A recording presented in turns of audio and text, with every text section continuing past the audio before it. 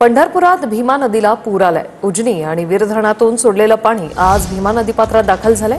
पुंडलिक मंदिरासह इतर मंदिरांनाही पाण्याचा वेढा पाहायला मिळाला। नदीकाठच्या गावांना सतर्कतेचा इशारा देण्यात आलेला आहे। उजनी आणि वीर धरणातून सोडलेले पाणी चंद्रभागेच्या पात्रामध्ये आज दाखल झालेलं आपल्याला पाहायला मिळत आहे। उजनी आणि वीर धरणाच्या धरण क्षेत्रात पडत असलेल्या दमदार पावसामुळे जवळपास 1 लाखापेक्षा जास्त क्युसेकचा विसर्ग 2 दिवसापूर्वीपासून खरतर पाणी सोडायला सुरुवात झाली होती। ते पाणी आज पंढरपूरमध्ये दाखल झालेलं आपल्याला पाहायला मिळत आहे। चंद्रभागेच्या पात्रात असलेल्या पुंडलिक मंदिरासह इतर छोटे मोठे मंदिरं देखील पाण्याखाली गेलेले आपल्याला पाहायला मिळत आहे। कुठलाही कर्मचारी इथं तैनात असलेला आपल्याला दिसत नाही, त्यामुळे अनेक भाविक हे करतात धोकादायक परिस्थितीमध्ये आंघोळ करताना देखील आपल्याला पाहायला मिळतं। आज जर कुठली दुर्घटना घडली तर याला जबाबदार करतात प्रशासन देखील असू शकतं। चंद्रभागेच्या पात्रातून कॅमेरामन जगदीश रवी लवेकर,